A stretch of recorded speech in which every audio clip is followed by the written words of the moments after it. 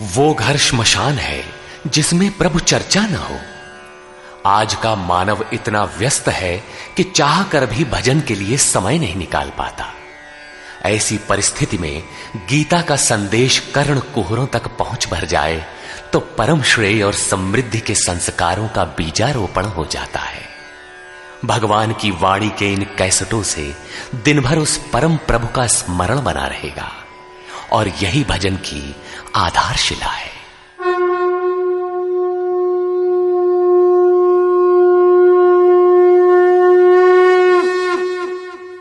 ओम श्री परमात्मने नमः।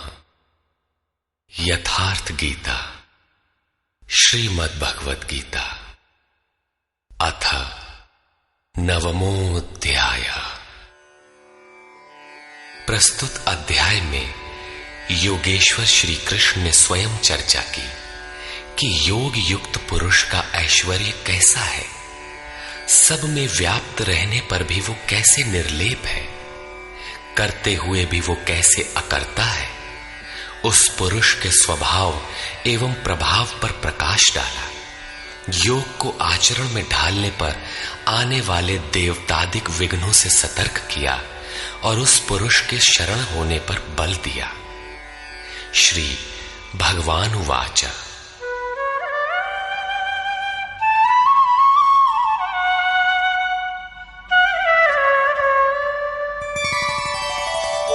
इदन्तु ते गुह्यतमम् प्रवक्ष्याम्यनसूयवे ज्ञानं विज्ञानसहितं यज्ञात्वा मोक्ष्यसे शुभात्। योगेश्वर श्री कृष्ण ने कहा, अर्जुन, असूया अर्थात डाह ईर्ष्या रहित तेरे लिए मैं इस परम गोपनीय ज्ञान को विज्ञान सहित कहूंगा, अर्थात प्राप्ति के पश्चात महापुरुष की रहनी के साथ कहूंगा कि कैसे वो महापुरुष सर्वत्र एक साथ कर्म करता है, कैसे वो जागृति प्रदान करता है, रथी बनकर आत्मा के साथ कैसे सदैव रहता है। यत् ज्ञात्वा, जिसे साक्षात जानकर तू दुख रूपी संसार से मुक्त हो जाएगा। वो ज्ञान कैसा है, इस पर कहते हैं, राजविद्या राजगुह्यं पवित्रमिदमुत्तमम् प्रत्यक्षावगमं धर्म्यं सुसुखं कर्तुमव्ययम्। विज्ञान से संयुक्त ये ज्ञान सभी विद्याओं का राजा है। विद्या का अर्थ भाषा ज्ञान अथवा शिक्षा नहीं है। विद्या ही का ब्रह्म गति प्रदाया सा विद्या या विमुक्तये। विद्या उसे कहते हैं कि जिसके पास आए उसे उठाकर ब्रह्म पथ पर चलाते हुए मोक्ष प्रदान कर दे। यदि रास्ते में रिद्धियों सिद्धियों अथवा प्रकृति में कहीं उलझ गया तो सिद्ध है कि अविद्या सफल हो गई। वो विद्या नहीं है। ये राजविद्या ऐसी है जो निश्चित कल्याण करने वाली है। ये सभी गोपनीयों का राजा है। अविद्या और विद्या के अवगुंठन का अनावरण होने पर योग युक्तता के पश्चात ही इससे मिलन होता है। ये अति पवित्र, उत्तम और प्रत्यक्ष फल वाला है। इधर करो उधर लो, ऐसा प्रत्यक्ष फल वाला है। ये अंधविश्वास नहीं है कि इस जन्म में साधन करो, फल कभी दूसरे जन्मों में मिलेगा। ये परम धर्म परमात्मा से संयुक्त है। विज्ञान सहित ये ज्ञान करने में सरल और अविनाशी है। अश्रद्धाना पुरुषा धर्मस्यास्य परन्तप अप्राप्य मां निवर्तन्ते मृत्यु संसार वर्त्मनि। परंतप अर्जुन, इस धर्म में अर्थात जिसका थोड़ा भी साधन करने पर विनाश नहीं होता, श्रद्धा रहित पुरुष मुझे प्राप्त न होकर संसार क्षेत्र में भ्रमण करता ही रहता है। अतः श्रद्धा अनिवार्य है। क्या आप संसार से परे हैं? इस पर कहते हैं, मया ततमिदं सर्वं जगदव्यक्तमूर्तिना मत्स्थानि सर्वभूतानि न चाहं तेष्वस्थितः। मुझ अव्यक्त स्वरूप से ये सब जगत व्याप्त है, अर्थात मैं जिस स्वरूप में स्थित हूं वो सर्वत्र व्याप्त है। सभी प्राणी मुझ में स्थान पाए हैं, किंतु मैं उनमें स्थित नहीं हूं, क्योंकि मैं अव्यक्त स्वरूप में स्थित हूं। महापुरुष जिस अव्यक्त स्वरूप में स्थित हैं, वहीं से अर्थात शरीर छोड़कर उसी अव्यक्त स्तर से ही बात करते हैं। इसी क्रम में आगे कहते हैं, न च मत्स्थानि भूतानि पश्य मे योगमैश्वरम् भूतभृन्न च भूतस्थो ममात्मा भूतभावनः। वस्तुतः सब भूत भी मुझ में स्थित नहीं है, क्योंकि वे मरण धर्मा है, प्रकृति के आश्रित हैं। किंतु मेरे योग माया के ऐश्वर्य को देख कि जीवधारियों को उत्पन्न और पोषण करने वाला मेरा आत्मा भूतों में स्थित नहीं है। मैं आत्म स्वरूप हूं, इसलिए मैं उन भूतों में स्थित नहीं हूं। यही योग का प्रभाव है। इसको स्पष्ट करने के लिए योगेश्वर श्री कृष्ण दृष्टांत देते हैं। यथाकाशस्थितो नित्यं वायु सर्वत्र गो महान् तथा सर्वाणि भूतानि मत्स्थानीत्युपधारय। जैसे आकाश में ही उत्पन्न होने वाला महान वायु आकाश में सदैव स्थित है, किंतु उसे मलिन नहीं कर पाता, ठीक वैसे ही संपूर्ण भूत मुझ में स्थित है, ऐसा जान। ठीक इसी प्रकार मैं आकाशवत निर्लेप हूं, वे मुझे मलिन नहीं कर पाते। प्रश्न पूरा हुआ। यही योग का प्रभाव है। अब योगी करता क्या है, इस पर कहते हैं,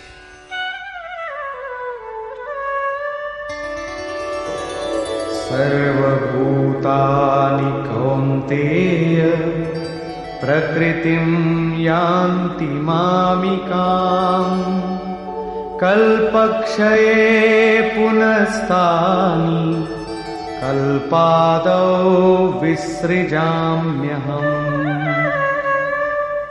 अर्जुन, कल्प के विलय काल में सब भूत मेरी प्रकृति अर्थात मेरे स्वभाव को प्राप्त होते हैं, और कल्प के आदि में मैं उनको बार बार विसृजामि विशेष रूप से सृजन करता हूं। थे तो वे पहले से, किंतु विकृत थे, उन्हीं को रचता हूं, सजाता हूं। जो अचेत हैं उन्हें जागृत करता हूं, कल्प के लिए प्रेरित करता हूं। कल्प का तात्पर्य है उत्थानोन्मुख परिवर्तन। आसुरी संपद से निकलकर जैसे जैसे पुरुष दैवी संपद में प्रवेश पाता है, यहीं से कल्प का आरंभ है, और जब ईश्वर भाव को प्राप्त हो जाता है, वही कल्प का क्षय है। अपना कर्म पूरा करके कल्प भी विलय हो जाता है। भजन का आरंभ कल्प का आदि है, और भजन की पराकाष्ठा जहां लक्ष्य विदित होता है, कल्प का अंत है। जब ये प्रत्यगात्मा योनियों के कारणभूत राग द्वेषादि से मुक्ति पाकर अपने शाश्वत स्वरूप में स्थिर हो जाए, इसी को श्री कृष्ण कहते हैं कि वो मेरी प्रकृति को प्राप्त होता है। जो महापुरुष प्रकृति का विलय करके स्वरूप में प्रवेश पा गया, उसकी प्रकृति कैसी? क्या उसमें प्रकृति शेष ही है? नहीं। अध्याय 3 के 33वें श्लोक में योगेश्वर श्री कृष्ण कह चुके हैं कि सभी प्राणी अपनी प्रकृति को प्राप्त होते हैं। जैसा उनके ऊपर प्रकृति के गुणों का दबाव है, वैसा करते हैं। और ज्ञानवानपि, प्रत्यक्ष दर्शन के साथ जानकारी वाला ज्ञानी भी अपनी प्रकृति के सदृश चेष्टा करता है। ये पीछे वालों के कल्याण के लिए करता है। पूर्ण ज्ञानी तत्व स्थित महापुरुष की रहनी ही उसकी प्रकृति है। वो अपने इसी स्वभाव में बरतता है। कल्प के क्षय में लोग महापुरुष की इसी रहनी को प्राप्त होते हैं। महापुरुष के इसी कृतित्व पर पुनः प्रकाश डालते हैं। प्रकृतिं स्वामवष्टभ्य विसृजामि पुनः पुनः भूतग्राममिमं कृत्स्नम् अवशं प्रकृतेर्वशात्। अपनी प्रकृति अर्थात महापुरुष की रहनी स्वीकार करके प्रकृतेर्वशांत, अपने अपने स्वभाव में स्थित प्रकृति के गुणों से परवश हुए इन संपूर्ण भूत समुदाय को मैं बारंबार विसृजाम, विशेष सृजन, विशेष रूप से सजाता हूं। इन्हें अपने स्वरूप की ओर बढ़ने के लिए प्रेरित करता हूं। तब तो आप इस कर्म से बंधे हैं। न च मां तानि कर्माणि निबध्नन्ति धनञ्जय उदासीनवदासीनम् असक्तं तेषु कर्मसु। अध्याय 4 के 9वें श्लोक में योगेश्वर श्री कृष्ण ने कहा था कि महापुरुष की कार्य प्रणाली अलौकिक है। अध्याय 9 के 4थे श्लोक में बताया, मैं अव्यक्त रूप से करता हूं। यहां भी वही कहते हैं, धनंजय, जिन कर्मों को मैं अदृश्य रूप से करता हूं उसमें मेरी आसक्ति नहीं है। उदासीन के सदृश स्थित रहने वाले मुझ परमात्म स्वरूप को वे कर्म नहीं बांधते, क्योंकि कर्म के परिणाम में जो लक्ष्य मिलता है उसमें मैं स्थित हूं। इसलिए उन्हें करने के लिए मैं विवश नहीं हूं। ये तो स्वभाव के साथ जुड़ी प्रकृति के कार्यों का प्रश्न था। महापुरुष की रहनी थी, उनकी रचना थी। अब मेरे अध्यास से जो माया रचती है वो क्या है? वो भी एक कल्प है। मयाध्यक्षेण प्रकृतिः सूयते सचराचरम् हेतुनानेन कौन्तेय जगत् विपरिवर्तते। अर्जुन, मेरी अध्यक्षता में अर्थात मेरी उपस्थिति में सर्वत्र व्याप्त मेरे अध्यास से ये माया अर्थात त्रिगुणमयी प्रकृति, अष्टधा मूल प्रकृति और चेतन दोनों चराचर सहित जगत को रचती है, जो क्षुद्र कल्प है। और इसी कारण से यह संसार आवागमन के चक्र में घूमता रहता है। प्रकृति का यह क्षुद्र कल्प जिसमें काल का परिवर्तन है, मेरे अध्यास से प्रकृति ही करती है, मैं नहीं करता। किंतु 7वें श्लोक का कल्प आराधना का संचार एवं पूर्ति पर्यंत मार्गदर्शन वाला कल्प महापुरुष स्वयं करते हैं। एक स्थान पर वे स्वयं करता है जहां वे विशेष रूप से सृजन करते हैं। यहां कर्ता प्रकृति है, जो केवल मेरे आभास से ये क्षणिक परिवर्तन करती है, जिसमें शरीरों का परिवर्तन, काल परिवर्तन, युग परिवर्तन इत्यादि आते हैं। ऐसा व्याप्त प्रभाव होने पर भी मूढ़ लोग मुझे नहीं जानते। यथा अवजानन्ति मां मूढ़ा मानुषीं तनुमाश्रितम् परं भावमजानन्तो मम भूतमहेश्वरम्।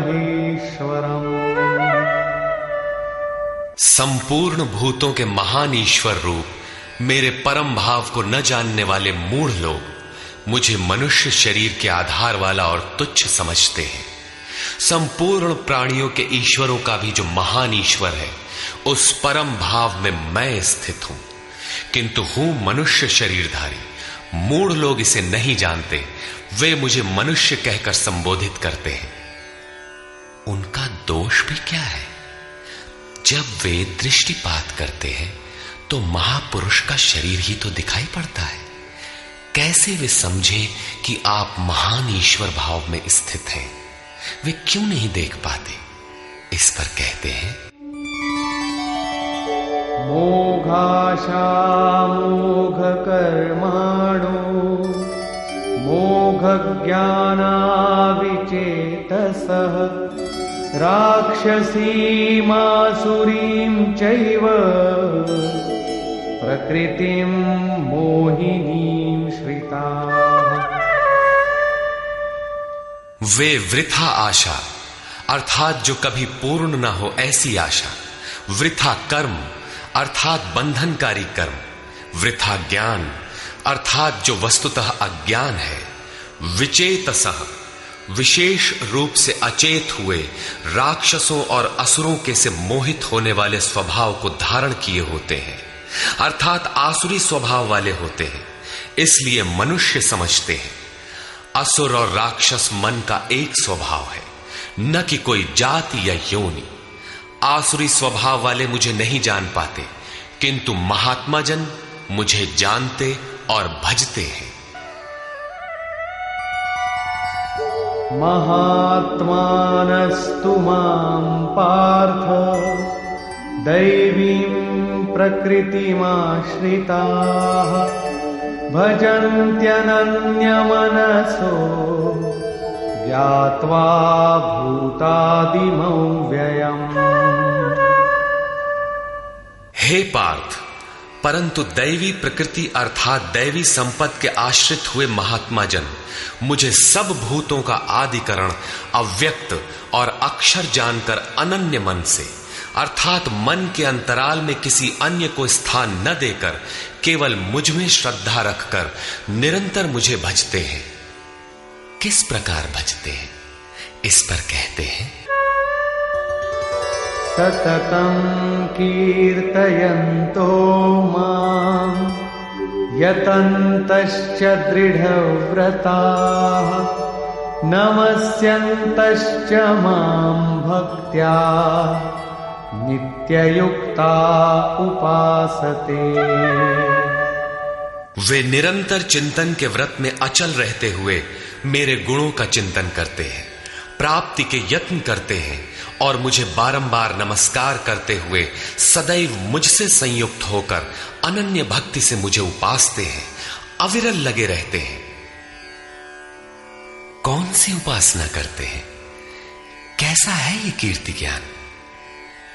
कोई दूसरी उपासना नहीं, वरन वही यज्ञ जिसे विस्तार से बता आए हैं, उसी आराधना को यहां संक्षेप में योगेश्वर श्री कृष्ण दोहरा रहे हैं।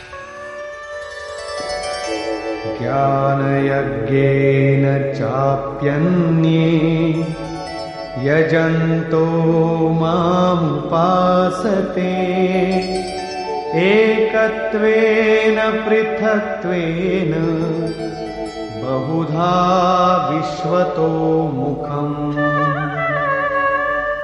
उनमें से कोई तो मुझ सर्वव्याप्त विराट परमात्मा को ज्ञान यज्ञ द्वारा यजन करते हैं, अर्थात अपनी लाभ हानि और शक्ति को समझकर इसी नियत कर्म यज्ञ में प्रवृत्त होते हैं। कुछ एकत्व भाव से मेरी उपासना करते हैं कि मुझे इसी में एक होना है, और दूसरे सब कुछ मुझे अलग रखकर मुझे समर्पण करके निष्काम सेवा भाव से मुझे उपासते हैं तथा बहुत प्रकार से उपासते हैं, क्योंकि एक ही यज्ञ के ये सभी ऊंचे नीचे स्तर हैं। यज्ञ का आरंभ सेवा से ही होता है, किंतु उसका अनुष्ठान होता कैसे है?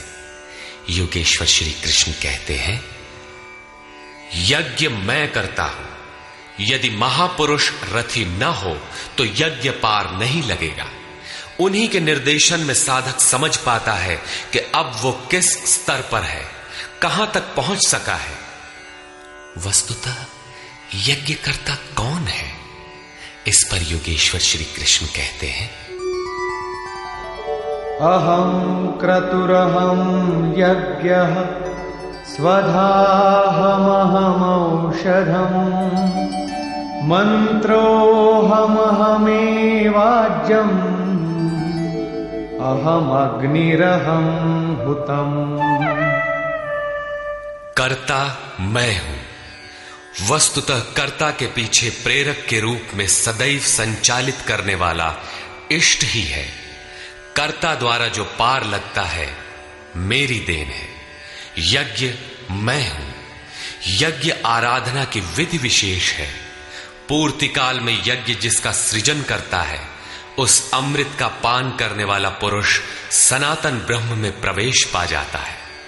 स्वधा मैं हूं अर्थात अतीत के अनंत संस्कारों का विलय करना, उन्हें तृप्त कर देना मेरी देन है। भवरोग को मिटाने वाली औषधि मैं हूं। मुझे पाकर लोग इस रोग से निवृत्त हो जाते हैं। मंत्र मैं हूं। मन को श्वास के अंतराल में निरोध करना मेरी देन है। इस निरोध क्रिया में तीव्रता लाने वाली वस्तु आज्य अर्थात हवि भी मैं हूं। अग्नि मैं हूं। मेरे ही प्रकाश में मन की सभी प्रवृत्तियां विलय होती हैं तथा हवन अर्थात समर्पण भी मैं ही हूं। यहां योगेश्वर श्री कृष्ण बार बार मैं हूं कह रहे हैं। इसका आशय मात्र इतना है कि मैं ही प्रेरक के रूप में आत्मा से अभिन्न होकर खड़ा हो जाता हूं तथा निरंतर निर्णय देते हुए योग क्रिया को पूर्ण कराता हूं। इसी का नाम विज्ञान है। पूज्य महाराज जी कहा करते थे कि जब तक इष्ट देव रथी होकर श्वास प्रश्वास पर रोकथाम न करने लगे तब तक भजन आरंभ ही नहीं होता। कोई लाख आंख मूंदे भजन करे, शरीर को तपा डाले, लेकिन जब तक जिस परमात्मा की हमें चाह है वो जिस सतह पर हम खड़े हैं उस स्तर पर उतरकर आत्मा से अभिन्न होकर जागृत नहीं हो जाता तब तक सही मात्रा में भजन का स्वरूप समझ में नहीं आता। इसीलिए महाराज जी कहते थे, मेरे स्वरूप को पकड़ो मैं सब दूंगा। श्री कृष्ण कहते हैं सब मुझसे होता है। पिताहमस्य जगतो माता धाता पितामहः वेद्यं पवित्रमोंकार ऋक्सामयजुरेव च। अर्जुन, मैं ही संपूर्ण जगत का धाता अर्थात धारण करने वाला, पिता अर्थात पालन करने वाला, माता अर्थात उत्पन्न करने वाला, पितामह अर्थात मूल उद्गम हूं जिसमें सभी प्रवेश पाते हैं, और जानने योग्य पवित्र ओंकार अर्थात जो अहम आकारः इति ओंकारः वो परमात्मा मेरे स्वरूप में है। सोहम, तत्वमसि इत्यादि एक दूसरे के पर्याय हैं। ऐसा जानने योग्य स्वरूप मैं ही हूं। ऋक् अर्थात संपूर्ण प्रार्थना, साम अर्थात समत्व दिलाने वाली प्रक्रिया, यजुः अर्थात यजन की विधि विशेष भी मैं ही हूं। योग अनुष्ठान के उक्त तीनों आवश्यक अंग मुझसे होते हैं।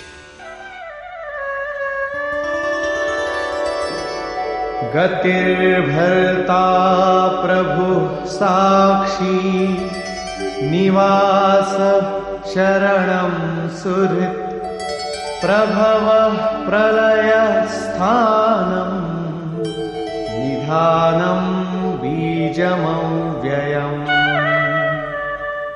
हे अर्जुन, गति अर्थात प्राप्त होने योग्य परम गति, भर्ता भरण पोषण करने वाला, सबका स्वामी, साक्षी अर्थात दृष्टा रूप में स्थित सबको जानने वाला, सबका वास स्थान शरण लेने योग्य, अकारण प्रेमी मित्र, उत्पत्ति और प्रलय अर्थात शुभाशुभ संस्कारों का विलय तथा अविनाशी कारण मैं ही हूं।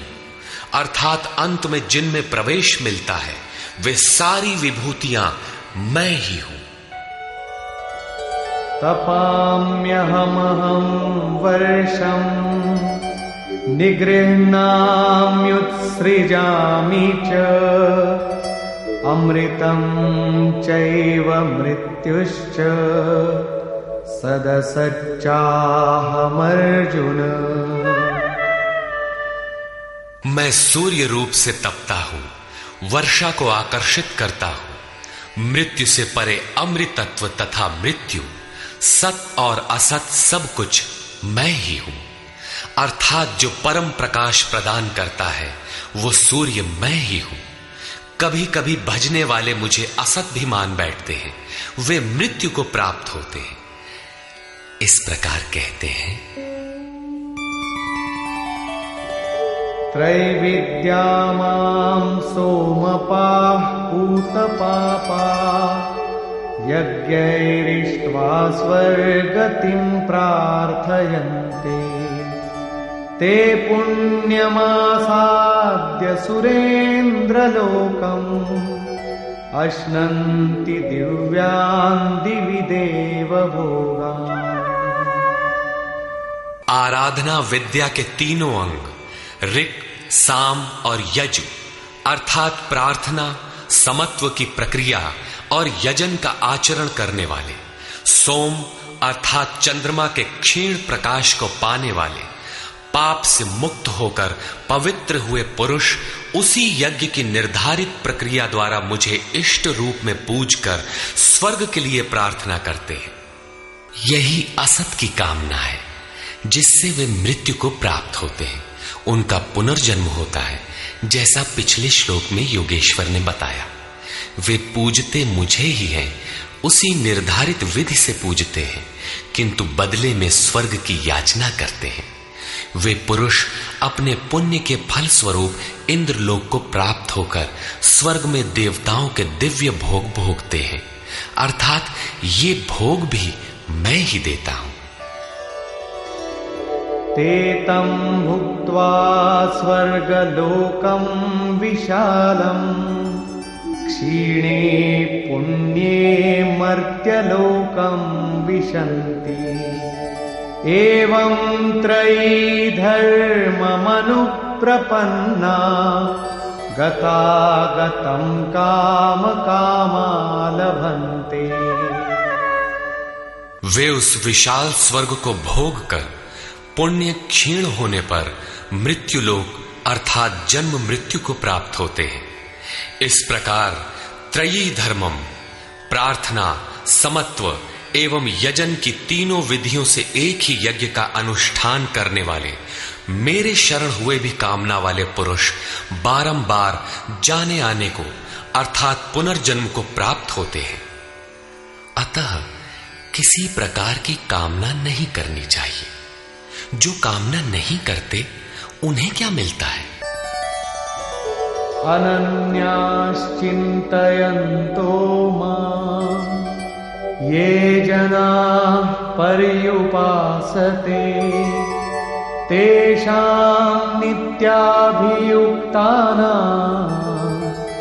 योगक्षेमं वहाम्यहम्। अनन्य भाव से मुझ में स्थित भक्तजन मुझ परमात्म स्वरूप का निरंतर चिंतन करते हैं। पर्युपासते लेश मात्र भी त्रुटि न रखकर मुझे उपासते हैं। उन नित्य एक ही भाव से संयुक्त हुए पुरुषों का योगक्षेम मैं स्वयं वहन करता हूं, अर्थात उनके योग की सुरक्षा की सारी जिम्मेदारी मैं अपने हाथ में लेता हूं। इतना होने पर भी लोग अन्य देवताओं को भजते हैं। येऽप्यन्य देवता भक्ता यजन्ते श्रद्धयान्विताः तेऽपि मामेव कौन्तेय यजन्त्यविधिपूर्वकम्। कौन्तेय, श्रद्धा से युक्त हुए जो भक्त दूसरे दूसरे देवताओं को पूजते हैं वे भी मुझे ही पूजते हैं, किंतु उनका वो पूजना अविधि पूर्वक है।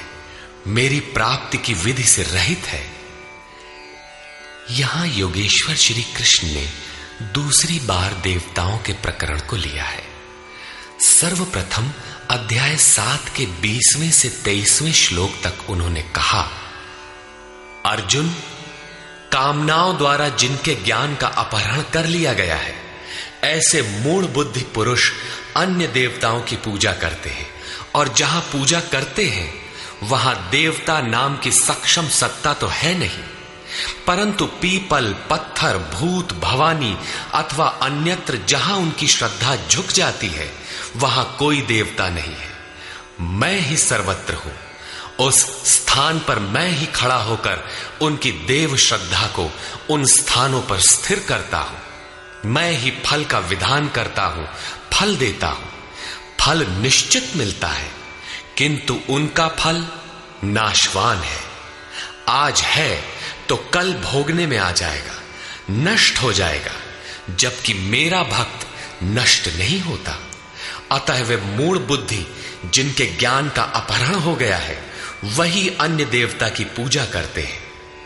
प्रस्तुत अध्याय 9 के 23 से 25वें श्लोक तक योगेश्वर श्री कृष्ण पुनः दोहराते हैं, अर्जुन, जो श्रद्धा से अन्य अन्य देवताओं को पूजते हैं वे मुझे ही पूजते हैं, किंतु अविधि पूर्वक है। अब प्रश्न उठता है कि जब वे भी प्रकारांतर से आपको ही पूजते हैं और फल भी मिलता ही है, तो दोष क्या है? अहम हि सर्वयज्ञानां भोक्ता च प्रभुरेव च न तु मामभिजानन्ति तत्त्वेनातश्च वन्ति ते। संपूर्ण यज्ञों का भोक्ता अर्थात यज्ञ जिसमें विलय होते हैं, यज्ञ के परिणाम में जो मिलता है वो मैं हूं और स्वामी भी मैं ही हूं, परंतु वे मुझे तत्व से भली प्रकार नहीं जानते, इसलिए च्यवंती गिरते हैं। अर्थात वे कभी अन्य देवताओं में गिरते हैं और तत्व से जब तक नहीं जानते तब तक कामनाओं से भी गिरते हैं। उनकी गति क्या है?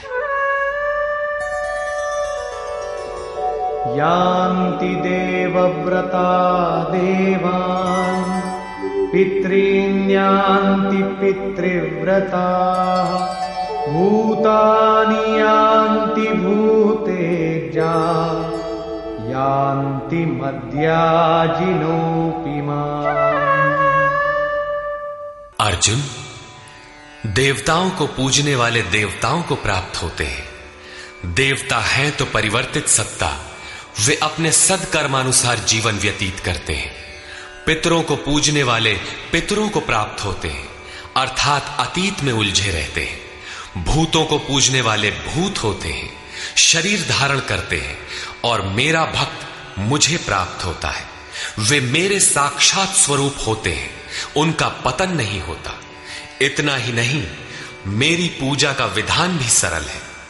पत्रं पुष्पं फलं तोयं यो मे भक्त्या प्रयच्छति तदहं भक्त्युपहृतम् अश्नामि प्रयतात्मनः। भक्ति का आरंभ यहीं से है कि पत्र, पुष्प, फल, जल इत्यादि जो कोई मुझे भक्ति पूर्वक अर्पित करता है, मन से प्रयत्न करने वाले उस भक्त का वो सब मैं खाता हूं, अर्थात स्वीकार करता हूं। इसलिए यत्करोषि यदश्नासि यज्जुहोषि ददासि यत्तपस्यसि कौन्तेय तत्कुरुष्व मदर्पणम्। अर्जुन, तू जो कर्म अर्थात यथार्थ कर्म करता है, जो खाता है, जो हवन करता है, समर्पण करता है, दान देता है, मन सहित इंद्रियों को जो मेरे अनुरूप तपाता है, वो सब मुझे अर्पण कर, अर्थात मेरे प्रति समर्पित होकर ये सब कर। समर्पण करने से योग के क्षेत्र की जिम्मेदारी मैं ले लूंगा।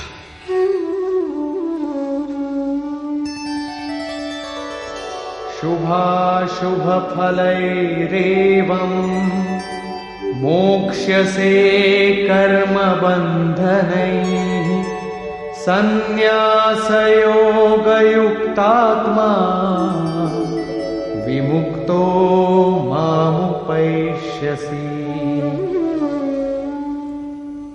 इस प्रकार सर्वस्व के न्यास संन्यास योग से युक्त हुआ तू शुभाशुभ फलदाता कर्मों के बंधन से मुक्त होकर मुझे प्राप्त होगा। उपर्युक्त 3 श्लोकों में योगेश्वर श्री कृष्ण ने क्रमबद्ध साधन और उसके परिणाम का चित्रण किया है। पहले पत्र पुष्प फल जल का पूर्ण श्रद्धा से अर्पण, दूसरे समर्पित होकर कर्म का आचरण और तीसरे पूर्ण समर्पण के साथ सर्वस्व का त्याग। इनके द्वारा कर्म बंधन से विमुक्त अर्थात विशेष रूप से मुक्त हो जाएगा। मुक्ति से मिलेगा क्या? बताया मुझे प्राप्त होगा। यहां मुक्ति और प्राप्ति एक दूसरे के पूरक है। आपकी प्राप्ति ही मुक्ति है, तो उससे लाभ इस पर कहते हैं समोहं सर्वभूतेषु न मे द्वेषोऽस्ति न प्रियः ये भजन्ति तु मां भक्त्या मयि ते तेषु चाप्यहम्। सृष्टि में न मेरा कोई प्रिय है और न अप्रिय है, किंतु जो अनन्य भक्त है वो मुझ में है और मैं उसमें हूं। यही मेरा एकमात्र रिश्ता है, उसमें परिपूर्ण हो जाता हूं। मुझ में और उसमें कोई अंतर नहीं रह जाता। तब तो बहुत भाग्यशाली लोग ही भजन करते होंगे। भजन करने का अधिकार किसे है? इस पर योगेश्वर श्री कृष्ण कहते हैं अपि चेत् सुदुराचारो भजते मामनन्यभाक् साधुरेव समन्तव्यः सम्यग् व्यवसितो हि सः। यदि अत्यंत दुराचारी भी अनन्य भाव से अर्थात अन्य धन न, मेरे सिवाय किसी अन्य वस्तु या देवता को न भजकर केवल मुझे ही निरंतर भजता है, वो साधु ही मानने योग्य है। अभी वो साधु हुआ नहीं है, किंतु उसके हो जाने में संदेह भी नहीं है, क्योंकि वो यथार्थ निश्चय से लग गया है। अतः भजन आप भी कर सकते हैं, बशर्ते कि आप मनुष्य हो, क्योंकि मनुष्य ही यथार्थ निश्चय वाला है। गीता पापियों का उद्धार करती है और वो पथिक क्षिप्रं भवति धर्मात्मा शश्वच्छान्तिं निगच्छति कौन्तेय प्रतिजानीहि न मे भक्तः प्रणश्यति। इस भजन के प्रभाव से वो दुराचारी भी शीघ्र ही धर्मात्मा हो जाता है, परम धर्म परमात्मा से संयुक्त हो जाता है तथा सदैव रहने वाली परम शांति को प्राप्त होता है। कौन्तेय, तो निश्चय पूर्वक सत्य जान कि मेरा भक्त कभी नष्ट नहीं होता। यदि एक जन्म में पार नहीं लगा तो अगले जन्मों में भी वही साधन करके शीघ्र ही परम शांति को प्राप्त होता है। अतः सदाचारी दुराचारी सभी को भजन करने का अधिकार है। इतना ही नहीं, अपितु मां हि पार्थ व्यपाश्रित्य येऽपि स्युः पापयोनयः स्त्रियो वैश्यास्तथा शूद्राः तेऽपि यान्ति परां गतिम्। पार्थ, स्त्री वैश्य शूद्रादि तथा जो कोई पाप योनि वाले भी हो, वे सभी मेरे आश्रित होकर परम गति को प्राप्त होते हैं। अतः ये गीता मनुष्य मात्र के लिए है, चाहे वो कुछ भी करता हो, कहीं भी पैदा हुआ हो, सबके लिए ये एक समान कल्याण का उपदेश करती है। गीता सार्वभौम है। पाप योनि अध्याय 16 के 7वें से 21वें श्लोक तक आसुरी वृत्ति के लक्षणों के अंतर्गत भगवान ने बताया कि जो शास्त्र विधि का त्याग कर नाम मात्र के यज्ञों द्वारा दंभ से यजन करते हैं, वे नरों में अधम है। यज्ञ है नहीं किंतु नाम दे रखा है और दंभ से यजन करता है, वो क्रूर कर्मी और पापाचारी अर्थात पाप योनि है। वैश्य शूद्र भगवत पथ की सीढ़ियां हैं। स्त्रियों के प्रति कभी सम्मान कभी हीनता की भावना रही है, किंतु योग प्रक्रिया में स्त्री और पुरुष दोनों का समान ही प्रवेश है। किम पुनर्ब्राह्मणा पुण्या भक्ता राजर्षयस्तथा अनित्यमसुखं लोकम् इमं प्राप्य भजस्व माम्।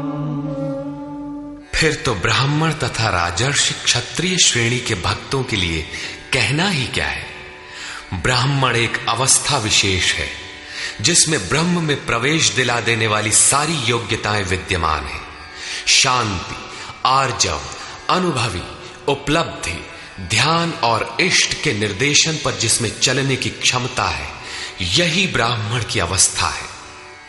राजर्षि क्षत्रिय में रिद्धियों सिद्धियों का संचार, शौर्य, स्वामी भाव, पीछे न हटने का स्वभाव रहता है। इस योग स्तर पर पहुंचे हुए योगी तो पार होते ही हैं, उनके लिए क्या कहना है। अतः अर्जुन, तू सुख रहित क्षण भंगुर इस मनुष्य शरीर को प्राप्त होकर मेरा ही भजन कर। इस नश्वर शरीर के ममत्व पोषण में समय नष्ट न कर। अतः वे भजन की धारणा पर प्रोत्साहन देते हैं। मन्मना भव मद्भक्तो मद्याजी मां नमस्कुरु मामे वैश्यसि युक्त्वैवम् आत्मानं मत्परायणः। अर्जुन, मेरे में ही मन वाला हो, सिवाय मेरे दूसरे भाव मन में ना आने पाए। मेरा अनन्य भक्त हो, अनवरत चिंतन में लग, श्रद्धा सहित मेरा ही निरंतर पूजन कर और मेरे को ही नमस्कार कर। इस प्रकार मेरे शरण हुआ, आत्मा को मुझ में एक ही भाव से स्थित कर, तो मुझे ही प्राप्त होगा, अर्थात मेरे साथ एकता प्राप्त करेगा। निष्कर्ष, इस अध्याय के आरंभ में श्री कृष्ण ने कहा, अर्जुन, तुझ दोष रहित भक्त के लिए मैं इस ज्ञान को विज्ञान सहित कहूंगा, जिसे जानकर कुछ भी जानना शेष नहीं रहेगा।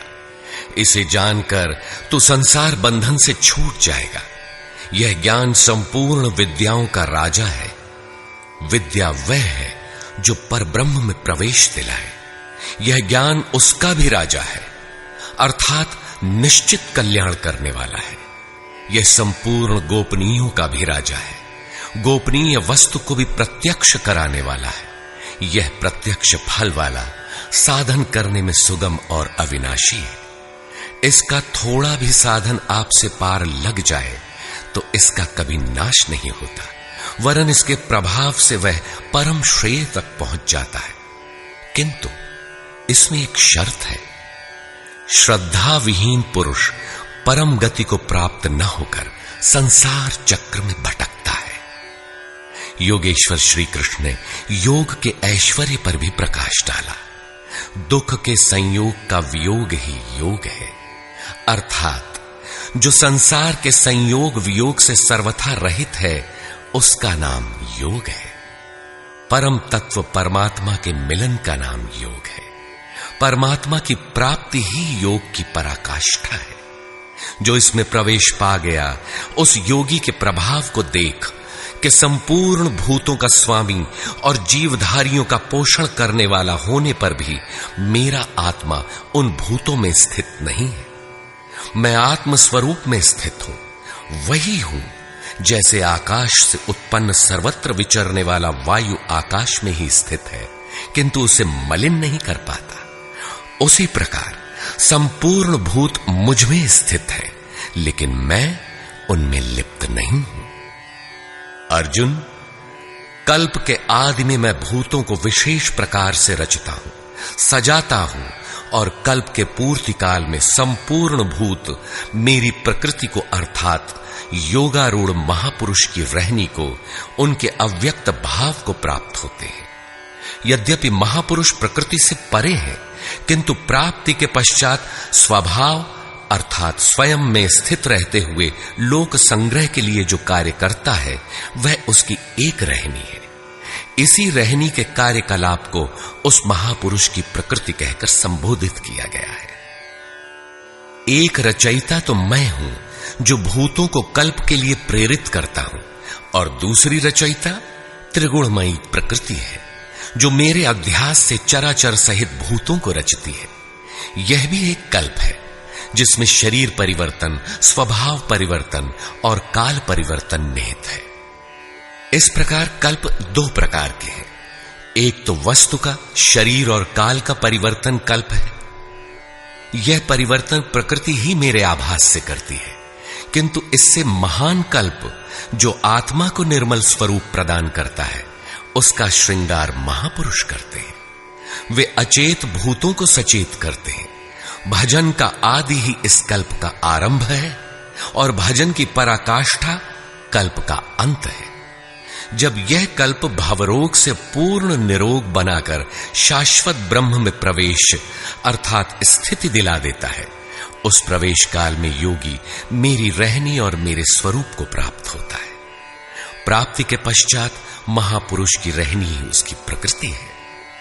योगेश्वर श्री कृष्ण कहते हैं, अर्जुन, मूढ़ लोग मुझे नहीं जानते, मुझ ईश्वरों के ईश्वर को भी तुच्छ समझते हैं। साधारण मनुष्य मानते हैं। प्रत्येक महापुरुष के साथ यह विडंबना रही है कि तत्कालीन समाज ने उनकी उपेक्षा की, उनका डटकर विरोध हुआ। श्री कृष्ण भी इसके अपवाद नहीं थे। वे कहते हैं, मैं परम भाव में स्थित हूं, किंतु शरीर मेरा भी मनुष्य का ही है। अतः मूढ़ पुरुष मुझे तुच्छ कहकर, मनुष्य कहकर संबोधित करते हैं। ऐसे लोग व्यर्थ आशा वाले, व्यर्थ कर्म वाले, व्यर्थ ज्ञान वाले हैं कि कुछ भी करें और कह दें कि हम तो कामना नहीं करते, हो गए निष्काम कर्मयोगी। वे आसुरी स्वभाव वाले मुझे नहीं परख पाते, किंतु दैवी संपत्ति को प्राप्त जन अनन्य भाव से मेरा ध्यान करते हैं, मेरे गुणों का निरंतर चिंतन करते हैं। अनन्य उपासना अर्थात यज्ञार्थ कर्म के दो ही मार्ग हैं।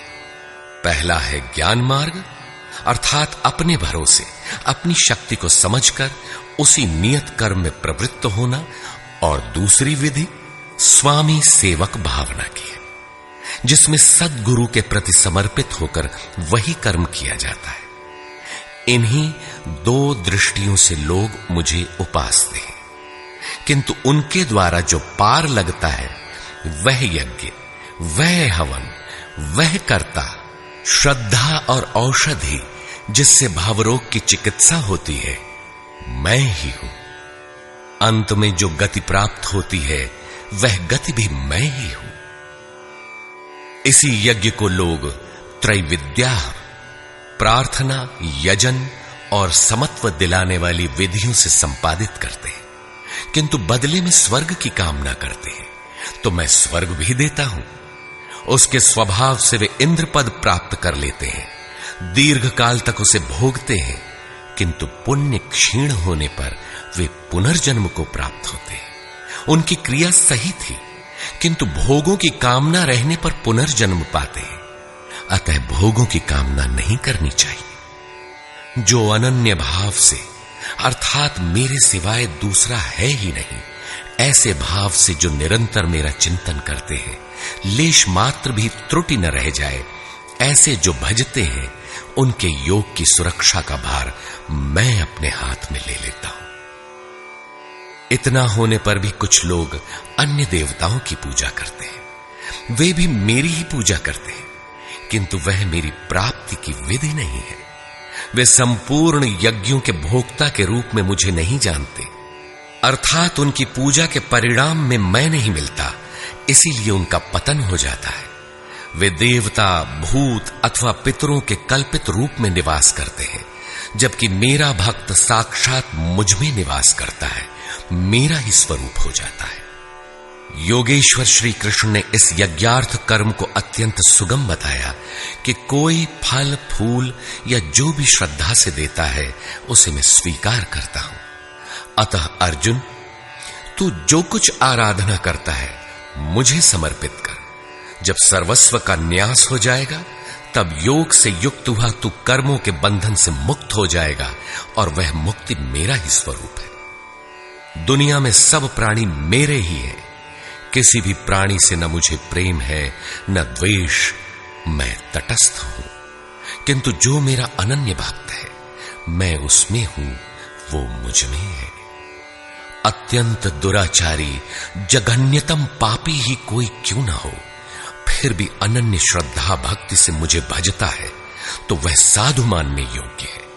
उसका निश्चय स्थिर है तो वह शीघ्र ही परम से संयुक्त हो जाता है और सदा रहने वाली परम शांति को प्राप्त होता है। यहां श्री कृष्ण ने स्पष्ट किया कि धार्मिक कौन है। सृष्टि में जन्म लेने वाला कोई भी प्राणी अनन्य भाव से एक परमात्मा को भजता है, उसका चिंतन करता है तो वह शीघ्र ही धार्मिक हो जाता है। अतः धार्मिक वह है जो एक परमात्मा का सुमिरन करता है। अंत में आश्वासन देते हैं, अर्जुन, मेरा भक्त कभी नष्ट नहीं होता। कोई शूद्र हो, नीच हो, आदिवासी हो या अनादिवासी या कुछ भी नामधारी हो, पुरुष अथवा स्त्री हो अथवा पाप योनि तिर्यक योनि वाला भी जो हो, मेरी शरण होकर परम श्रेय को प्राप्त होता है। इसलिए अर्जुन, सुख रहित क्षण भंगुर किंतु दुर्लभ मनुष्य शरीर को पाकर मेरा भजन कर। फिर तो जो ब्रह्म में प्रवेश दिलाने वाली योग्यताओं से युक्त है, उस ब्राह्मण तथा जो राजर्षित्व के स्तर से भजने वाला है, ऐसे योगी के लिए कहना ही क्या है, वह तो पार ही है। अतः अर्जुन, निरंतर मुझ में मन वाला हो, निरंतर नमस्कार कर।